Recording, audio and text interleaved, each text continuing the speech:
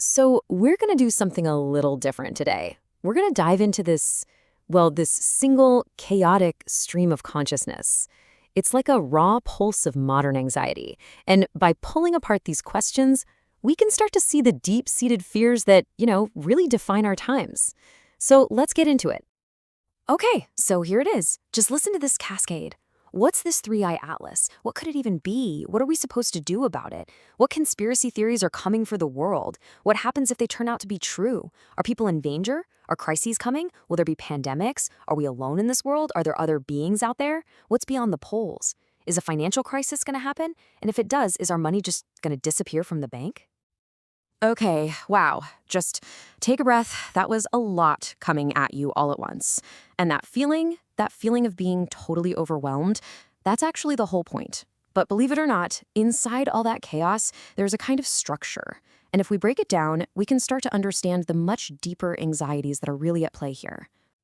So, first things first, you've got to understand this isn't just a simple list of questions. It's more like a cascade, Each fear just tumbles right into the next one and it picks up speed, creating this tidal wave of worry. Here's how it actually works.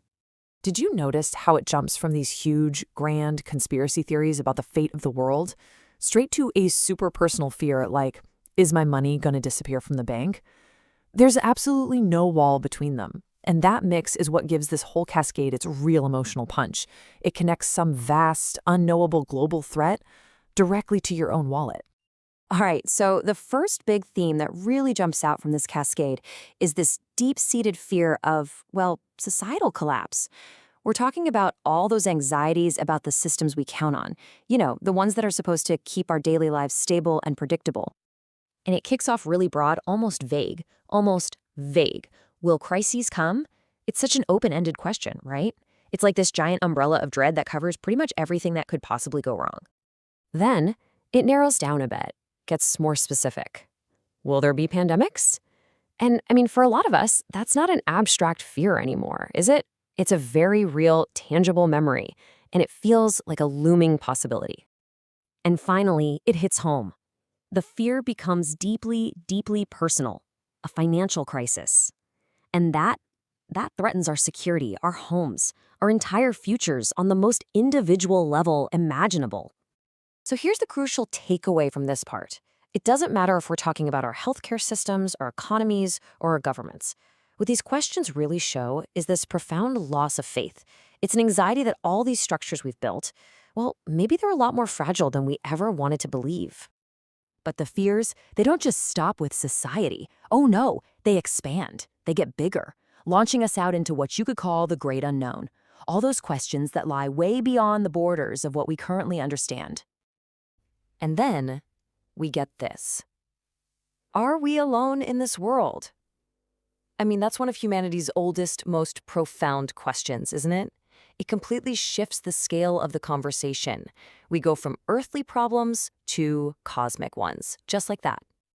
And the anxiety keeps pushing, probing even further. It starts asking about other beings, about secrets that might be hidden in the unexplored parts of our own planet, like what's beyond the poles.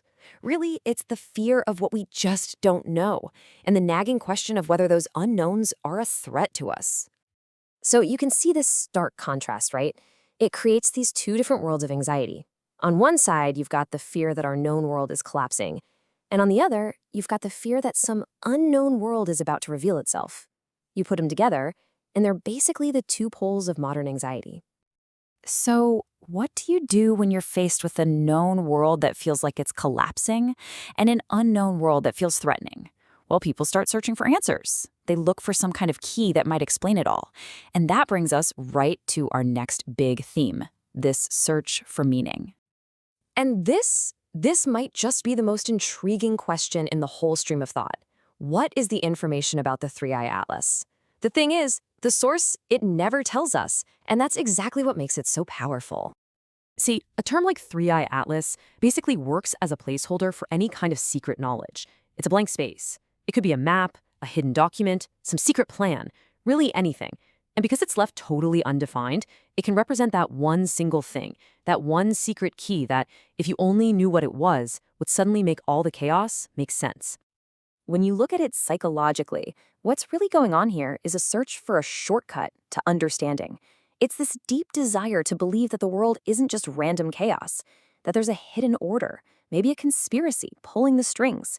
And if you could just find the key to that conspiracy, the three-eye atlas, well, that's how you might feel like you're regaining a sense of control. Okay, so this brings us to our final section.